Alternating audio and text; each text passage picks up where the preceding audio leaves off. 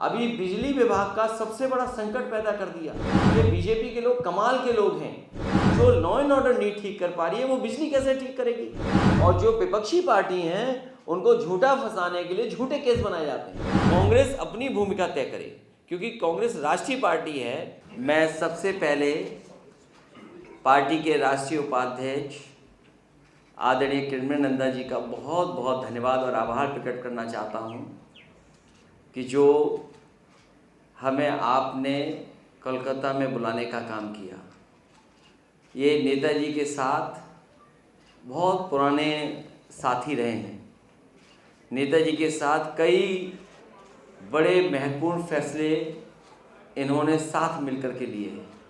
और जैसा पहले दिन से हम लोग कह रहे हैं और आज फिर उस बात को दोहरा रहे हैं, जब कभी यहाँ पर कोई कार्यक्रम हुआ है उसके बाद हम लोग उत्तर प्रदेश में लौटे हैं तो समाजवादी पार्टी आगे बढ़ी है और बड़ी भूमिका निभाई है समाजवादी पार्टी ने देश की राजनीति में। क्योंकि उत्तर प्रदेश देश का सबसे बड़ा प्रदेश है, न केवल प्रदेश है बल्कि भारतीय जनता पार्टी को दो बार सरकार उत्तर प्रदेश की जनता ने बनाने का मौका दिया। और अगर हम पीछे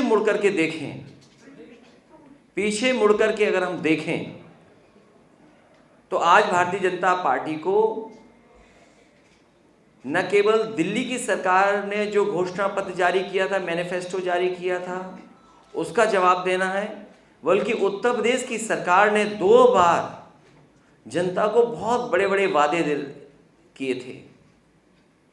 इसलिए आज जनता को जवाब देना पड़ेगा। और मुझे पूरा भरोसा है कि समाजवादी पार्टी की जो राष्ट्रीय कार्यकारिणी यहाँ बैठी है, हमारी पार्टी का नेतृत्व यहाँ बैठा है, उसने सबने मिलकर के यही फैसला लिया है कि उत्तर प्रदेश में समाजवादी पार्टी के साथ जो गठबंधन हैं, जो गठबंधन दल हैं, उनसे मिलकर के 80 की 80 सीटें भारतीय जनता पार्टी को हराने का काम करेंगे। आज महंगाई चरम सीमा पर है, बेरोजगारी चरम सीमा पर है और अन्याय भी चरम सीमा पर है। हालांकि उत्तर प्रदेश के बारे में मैं ये कह सकता हूँ, दिल्ली और यूपी की सरकार होने के बाद 2-3-4 महत्वपूर्ण डिपार्टमेंट्स हैं। उदाहरण के लिए पीडब्ल्यूडी डिपार्टमेंट, अभी बजट पास हुआ, 30% पैसा खर्च किया। जो स्वास्थ्य विभाग है, हेल्थ डिपार्टमेंट है, मेडिकल एजुकेशन डिपार्टमेंट है, उसमें 40% केवल खर्च कर पाए। अभी बिजली विभाग का सबसे बड़ा संकट पैदा कर दिया। ये बीजेपी के लोग कमाल के लोग हैं। जब इन्हें वोट चाहिए होता है तो ये जनता में वादे करते हैं। कर्मचारियों को वादा किया था इन्होंने। ये जितने भी कर्मचारी आज धरना प्रदर्शन आंदोलन में हैं, इन सब से भारतीय जनता पार्टी ने चुनाव से पहले वादे किए थे कि आपकी सब मांगें मानी जाएंगी। लेकिन सरकार बनने के बाद वो मांगे नहीं मांग रहे हैं। और जब मांगे नहीं मांग रहे हैं तो अंतर्गत पूरा उत्तर प्रदेश में बिजली संकट पैदा है। बिजली नहीं है। क्या पुलिस पावर प्लांट चलाएगी? क्या पुलिस सब स्टेशंस को देखेगी? क्या पुलिस डिस्ट्रीब्यूशन देखेगी? पुलिस जो लॉ एंड ऑर्डर नहीं ठीक कर पा रही है वो बिजली कैसे ठीक करेगी? तो उत्तर प्रदेश ने जिसने प्रधानमंत्री दिया है उसमें सबसे ज्यादा बेरोजगारी है, सबसे ज्यादा महंगाई है, सबसे ज्यादा अन्याय हो रहा है। और जो दल उनके खिलाफ दिखाई दे रहा है उसके ऊपर ईडी, सीबीआई, इनकम टैक्स। इसलिए सभी लोगों ने मिलकर के संकल्प लिया है कि इस बार भारतीय जनता पार्टी को सभी सीटें हराई जाएंगी।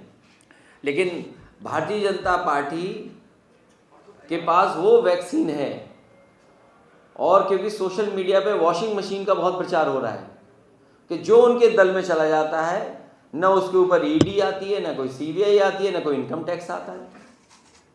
और जो विपक्षी पार्टी हैं उनको झूठा फंसाने के लिए झूठे केस बनाए जाते हैं। आज देश में सबसे ज़्यादा अन्याय बंगाल के बाद अगर पॉलिटिकल वर्कर्स पे कहीं हो रहा है तो उत्तर प्रदेश में हो रहा है।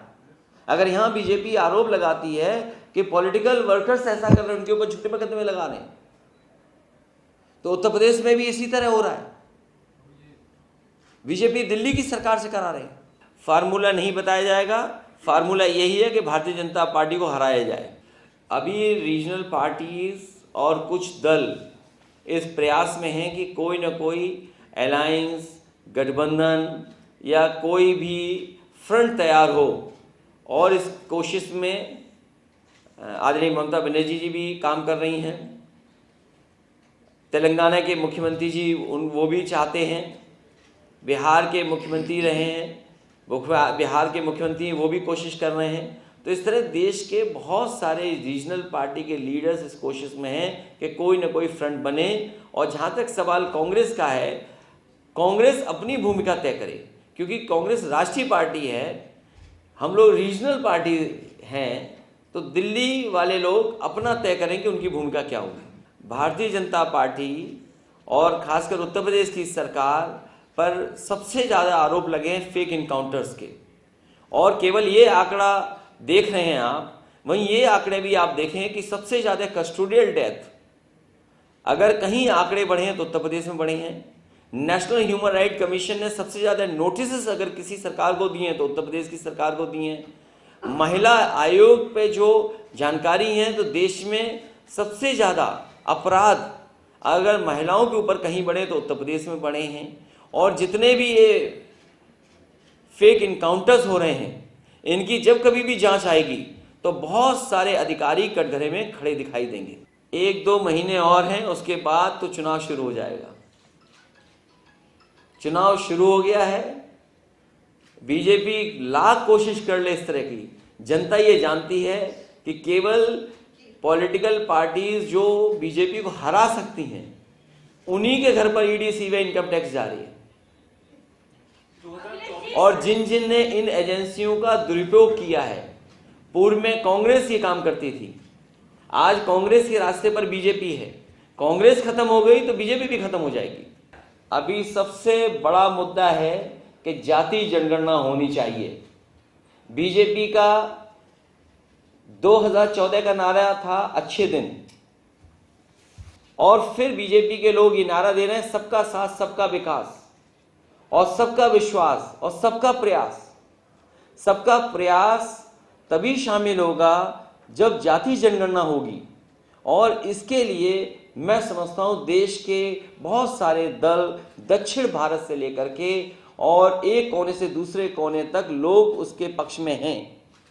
जाति जनगणना होनी चाहिए, उसके पक्ष में है। बिना उसके सामाजिक न्याय संभव नहीं है। और जितना भी प्राइवेटाइजेशन होगा उतना ही बाबा साहब भीमराव अम्बेडकर जी के दिए हुए अधिकारों का हनन होगा। ये अधिकार छीने जा रहे हैं और अधिकारों की लड़ाई पूरे देश में लोग चाहते हैं। याद कीजिए आप ओल्ड पेंशन स्कीम को लेकर के, हालांकि यहाँ परिस्थितियाँ अलग हैं बंगाल में। जैसे ही उत्तर प्रदेश में ओल्ड पेंशन का सवाल खड़ा हुआ, राजस्थान ने उसको स्वीकार कर लिया। हिमाचल में भारतीय जनता पार्टी की सरकार चली गई। बहुत सारे प्रदेश उस दिशा में काम कर रहे हैं। तो मैं समझता हूँ ये तमाम वो मुद्दे हैं जिन मुद्दों का भारतीय जनता पार्टी को जवाब देना पड़ेगा।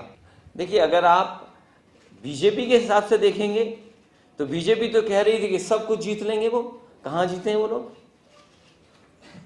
और कर्नाटक में भी या उत्तर प्रदेश में देख लीजिए आप, हमारे उत्तर प्रदेश के मुख्यमंत्री ऐसे हैं जो किसी को काम नहीं करने दे रहे हैं। खुद तो काम कर ही नहीं रहे हैं, किसी को काम नहीं करने दे रहे हैं। जहां पर मुख्यमंत्री एक ही पार्टी की 2 सरकारें हैं।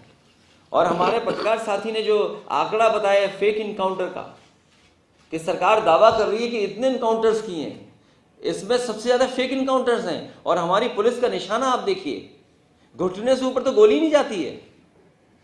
अभी मैं अमेठी होकर के आया था और हमारी पार्टी के सभी कार्यकर्ता और जिम्मेदार लोग मिले थे मुझे।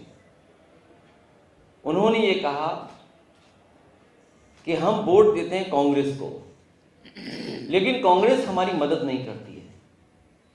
अभी हाल ही में वहां डबल मर्डर हुए, उससे पहले ट्रिपल मर्डर हुआ। वहां पर समाजवादी पार्टी के कार्यकर्ताओं के साथ उत्पीड़न, अन्याय हो रहा है, झूठे मुकदमे लग रहे हैं। अगर वो समाजवादी पार्टी का प्रधान है और वो सोचते हैं कि ये हमारे सरकार हमारी पार्टी के खिलाफ रहेगा, तो उसके पावर सीज हो रहे हैं, छोटे छोटे कार्यकर्ताओं को परेशान किया जा रहा है। जब उनके ऊपर परेशानी है, झूठे मुकदमे लग रहे हैं, कांग्रेस का एक नेता, एक कार्यकर्ता उनकी मदद करने के लिए नहीं पहुंचता है। तो हमारी पार्टी के लोगों का यह कहना है कि अगर ये वोट चाहते हैं तो हमारी मदद करें, और हम वोट दे देते हैं तो ये हमारी मदद नहीं करते हैं। इसलिए समाजवादी पार्टी को यहाँ पर चुनाव लड़ना चाहिए।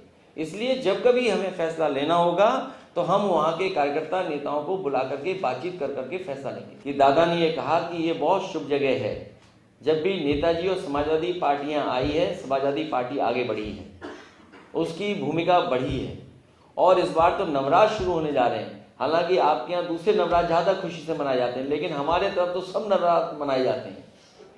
तो माँ का आशीर्वाद लेकर के हम लोग नवरात्र मनाने जा रहे हैं, और हमें उम्मीद है कि इस बार परिणाम उत्तर प्रदेश में दूसरे देखोगे। और इसीलिए मैंने शुरू की थी बात 2014 का मैनिफेस्टो बीजेपी का, 2019 का मैनिफेस्टो बीजेपी का, उत्तर प्रदेश की सरकार का मैनिफेस्टो 2017 का, और 2022 का बीजेपी का मैनिफेस्टो। बीजेपी को एक मैनिफेस्टो का जवाब नहीं देना है। 2024 में बीजेपी को 4 मैनिफेस्टो का जवाब देना है। और आप तो वहां पर हैं जहां मां गंगा को आखिरी में देखते हैं। मां गंगा कहां से चली, और इन्हीं बीजेपी के लोगों ने कहा कि हम मां गंगा को साफ करेंगे। बताओ कितने शहर आते हैं, कितने कारखाने, उद्योग लगे हुए हैं इसके किनारे। आज मां गंगा की स्थिति क्या है, जिसमें हजारों अरबों रुपया खर्च हो गया, अरबों रुपए खर्च हो चुका है। नमामि गंगा के नाम पर न जाने कितना पैसा खर्च हुआ है। अगर आप हिसाब किताब लगाओगे तो आप पाओगे कि जितना बजट दिया वो गंगा की तरह बह गया उसमें।